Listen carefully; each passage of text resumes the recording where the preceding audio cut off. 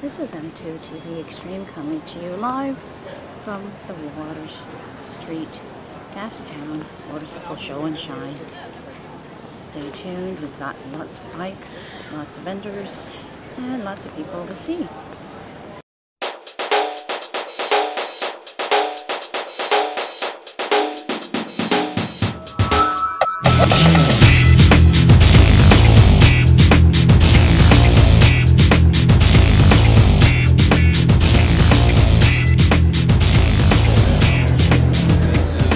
Hi there.